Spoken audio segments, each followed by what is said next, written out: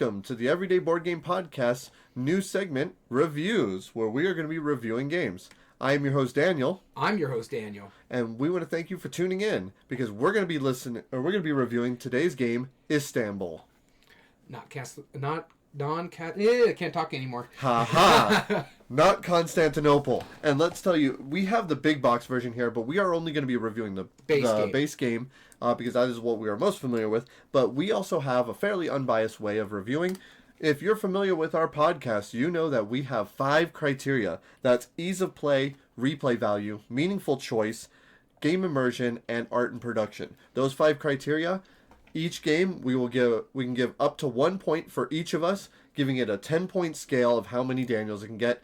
10 is a perfect score, 0 is an imperfect score, Yeah. A very awful score. Oh, very awful. And we're going to be reviewing it segment by segment. Before we get into our review, Istanbul, what is it? It is a resource management racing game. The first to get a certain number of gems on their board is the winner. You're going to be doing that by moving your pieces around, either laying down discs or basically scooping them up into your stack to move around the board. You can move up to 2 spaces on your turn, and you interact with the tile you land on. A lot of the tiles either give you resources, let you trade for other resources, let you trade in those resources for money, or use money to buy these gems that we're talking about. There's also other cool things of like discussions, ways to manipulate the things, to upgrade your engine, a bunch of interesting choices that we're going to get into here in a moment. With that being said, we're going to start with our first segment, and that is ease of play. Are you ready, Daniel? I'm ready. We're flipping our coin of doom, and I will be starting us. So, ease of play, there's 3 criteria for it. There is the simplicity and familiarity of the rules. There is the how easy it is to learn, play, and teach the game, and the likelihood to get the game to the table. With Istanbul, I feel like it meets all of those criteria. It is a little strange just because of how you have to first learn how to play it. Knowing how to move, and you either take the action by scooping up the piece or dropping off a piece, that gets a little weird at first. But once you get past that learning curve, it is an incredibly fast game, and you start moving and you start seeing all of these mechanisms. It's kind of similar to a Mancala-like mechanism, but not quite. Daniel, I would give this a Daniel point. Unfortunately, I had to disagree with you on this one. Okay. I remember us playing it just recently even after already playing it, I had to remember a lot of stuff. And it's because of the simplicity and familiarity of the mechanism. Yeah, the Mancala aspect of it could get people into it. But for me, is the likelihood to get to the table. Like, if I play it with my other game group, my wife would look at this and like, why are you making me play this brown game? When it comes to the easy to learn, to teach, and to understand, it gets better, kind of like when we talked about Earth in one of our past reviews. It does as you're playing. Yes. But the aspect of it, though, is there is a lot of reference points. You have to figure out how this tile works, or how this works, or this one works. And so it's a lot of moving parts for a game that plays as simple as it is. And so I can't give it the ease of play aspect of it, other than the familiarity of like the Mancala mechanism where you're dropping stuff off. Sure. Great game. Love that aspect of it because it is very simple. But teaching this to a new player or my other game group is just not going to go down too easily just because of all those little aspects of it. Cool. All right, let's move on to our next category, and that is replay value. All right, so this one is me starting off. Yep, go ahead and this is replay value for us is the length and time and scaling of the game. Does a 2-player game play as well as a 4-player game in roughly the same amount of time, or does more players add a lot more time? The minimum number of plays for a full experience of the game, and the expandability of a game that already has expansions or has been announced by the publisher or designer. For me, I will give it the replay value aspect of it, as we're talking about. And behind me, I have the big box version sitting over there, so there is a couple of expansions in it, all in one box if you can get it. The length and time and scaling, well, yeah, it's not going to add too much time because it's very simple. It's just you move 2 spots, either you're dropping off a cube or you're picking up a cube. And depending on what tile you're on, you're doing a little bit of actions on there.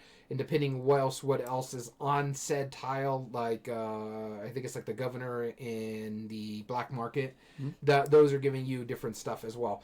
And so it's very, very fast. We played this a 3-player game recently in I think like 30 minutes and stuff like that, and that's with one new player and 2 players who hadn't played it in a little bit. Right.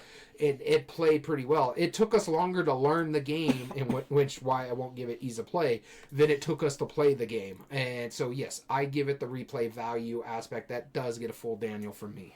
I agree. I give this a Daniel as well because it scales really well. It plays very fast. And the fact that you're able to modify the board, it's a fully modular board, the bonus cards that you get that give you extra little abilities, the different aspects of it and how you upgrade certain things. You can go to certain mosques and get the upgrade tokens for there. You can get a 5th option, the way you're moving on your board. There's so many different avenues for success in this game, and it works just so incredibly well. There are 2 expansions, but there's also a dice game variation on it. And so, I mean, it has a spin-off, so even if you get tired of that, you still get the spin-off version of it. So I got to give this a Daniel as well. Yeah, so I like this game a lot for that aspect. All right, now meaningful choice. This is me again? Yep. All right, meaningful choice, what we mean by this is the impact on other players' strategy, the depth of strategy, tactic, or skills. This is the skill part of it is really for the dexterity type games that we may talk about somewhere down the line, as well as do arbitrary choices or AP make an impact on this game. When we go into this aspect of it, again, the meaningful choice, I give it a Daniel. You do impact other player strategies because you can kind of block them off, but not fully block them off. If you go to a area where they have a family member, like their leader of the family, you basically have to pay them off to do something there. Or if you're like, okay, I'm going to go over here, I'm going to get a reward by sending your shady character back to jail. This way I can get a little bit of reward on that aspect. So you do impact other player strategies, and I'm like, sometimes I'm sitting there like, yes, please send him back over here for I can go pick this piece up, and then I can send him to go do something else for me. So there's that cool little push and pull on that one. The depth of strategy, you have to play this smart because it is a race. First person to the set number of points based on the player count. In our case, it was 6 gems. Yep. Oh no, 5 gems in a 3-player game. It's 6 gems in a 2-player game. Something like that. Yep. So it's a race, and so you're trying to play as efficiently as possible. Some of those gems are across the board, so you have to go over there. But I need to get resources for I can go pay for gems over here. It's quite simply one of the most elegant games I have ever played in a while, and I'm so glad that I picked this one up for myself because I collect the Kennerspiels. There are so much choices, and the arbitrary choice, you can't make a arbitrary choice in this one. There's very clear ways that you can go about it, and there's some difficult choices as you're making them. And then the AP is kind of negligible because it plays so quickly. Right. There is a little bit like, if I go here, I could do this, or I could do here. But while you're doing all this, the board is kind of changing. You're going to a spot, so I'm like, okay, I can't go there because you just made it much more expensive for me to go there to do that. Maybe I should go over here. And so as the board's changing, you have to think on the fly. So for me, it does get a full Daniel. All right, this gets a Daniel for me as well, because, again, there's so many ways that you can interact with the other players, and not so much in a bad way. Like, you could send your family member, which they can send back to prison, which is hilarious, and they can get a benefit for doing it, but at what cost? You got an action that you normally couldn't have done. Yeah, because it's on the other side of the... Because it's on the other side of the board, but now you were able to because of how you planned that. There's ways that once you sell to certain markets, then you're going to gain the benefits from it, and that card cycles down to the bottom, so now something that you might have been going for is now gone because of it. As I'm buying gems from either the markets that cost money or resources, that's making it more and more costly to the other people. So even if you had the best laid plans, you're going to be interacting with them. There's very specific moves that you can make with the fact that you can go to a space, and only if you can lay down a disc or pick one up can you take the action. That's huge. Mm-hmm. That's a massive thing. So you're trying to find a route where you can go outward, get everything you need to, but then on the way back also hit it in a good pattern to where you can utilize those actions. Or using the starting space where your only action is to recall all your family members. Yes, exactly. And there's no arbitrary choice. There's crazy depth. There's big interaction. This is a full point. This is a full Daniel for me. Yep. All right, moving on to game immersion. There we go. So game immersion, this is talking about if the game is fun to lose, whether you have player interaction, whether it's role-playing, table talk, do you really feel out the theme of the game? And lastly, do you have those memorable moments, those stand-up moments that make everybody in the shop shout or everyone at the table playing? With this, for me, this also gets a Daniel for me, because even though the theme is fairly pasted on, where it lacks in the theme, it makes up for in the fact that the little nods to the theme, like if you go to the tea house, that's one of the funnest things to do. You name a number from 3 to 12. You get a little gambling. And you throw 2 dice, and if you roll at least as high as that number you said, you get that number of coins, the number you said. So I could play it really safe and go 5 and probably roll that. Or if I need to go big, I can start, schmoozing with the people there and go, yeah, I'm going to go 10 and see what you can do. But then you can get cards that can help you modify that or re-roll the dice. But then on top of it, the family members going to and from prison is hilarious. Like, that's one of the funniest things in any of the games. I could just send this family member over to this other corner of the board. Perfectly fine. I get that action. Oh, you just sent him to prison. Now you get a benefit for doing so. I don't know what's up with that family member, but man, there's some shady stuff going on. What I also like about it is that you could send your own family member back to prison. If you get the right bonus card, you can send them back to. You can call in a reward for them. That's ridiculous, and it had those moments where you'd be following a path and you'd see another player and they just squeak one out in front of you. It hits every cylinder for me. I give it a Daniel. I'm not going to beat around the bush. I'm giving it a Daniel on game immersion as well. To the point, it's getting all 3 on the criteria. Is the game fun to lose? Yeah. When we were playing it most recently, I was like, all right, where are you at? Okay, because I thought you were playing a lot more efficient. And I'm like, wait, how am I beating you? And I'm like, oh, you're ending it on this turn. Never mind.